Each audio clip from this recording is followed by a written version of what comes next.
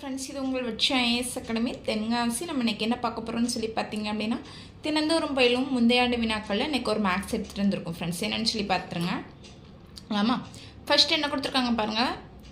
X plus m into x plus n equal x squared plus 6x plus 5 எனில் m squared plus n squared வந்து என்ன அப்படின்னு சொல்லி நமக்கு வந்து கேட்கக்கூடியதாக இருக்குது. சரியா?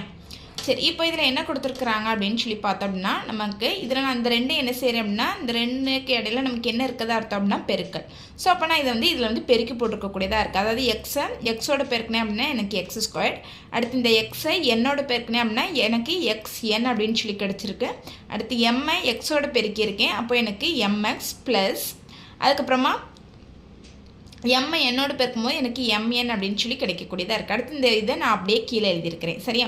அடுத்து எக்ஸ் ஸ்கொயர்ட் அப்படியே போட்டிருக்கிறேன். இதில் எனக்கு எக்ஸ் என் இருக்குது, இதில் எனக்கு எம்எக்ஸ்ன்னு சொல்லியிருக்கு.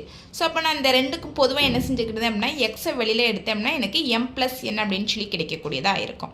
அடுத்து எனக்கு என்ன கொடுத்துருக்காங்க, எம்என், அதை அப்படியே இருக்கிறேன். இப்போ இதையும் அப்படியே இருக்கிறேன். சரி, இனிதான் நம்ம இதை செய்யக்கூடியதாக இருக்குது.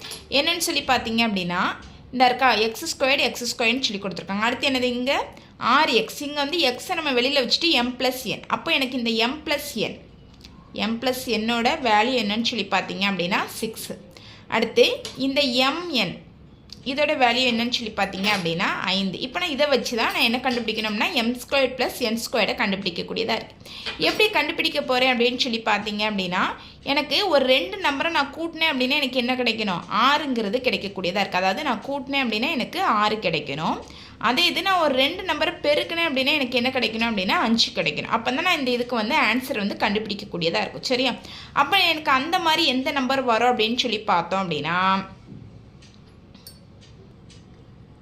எனக்கு அந்த மாதிரி எந்த நம்பர் வரும் அப்படின்னு சொல்லி பார்த்தீங்க அப்படின்னா 5ம் 1 தான் வரக்கூடியதாக இருக்குது. எப்படி அப்படின்னு சொல்லி பார்த்தீங்க அப்படின்னா, நான் இப்போ 5 + 1 அப்படின்னு சொல்லி போட்டேன் அப்படின்னா எனக்கு என்ன கிடைக்கக்கூடியதாக இருக்கும், 6. கூட்டினா 6 எனக்கு கிடைக்குது.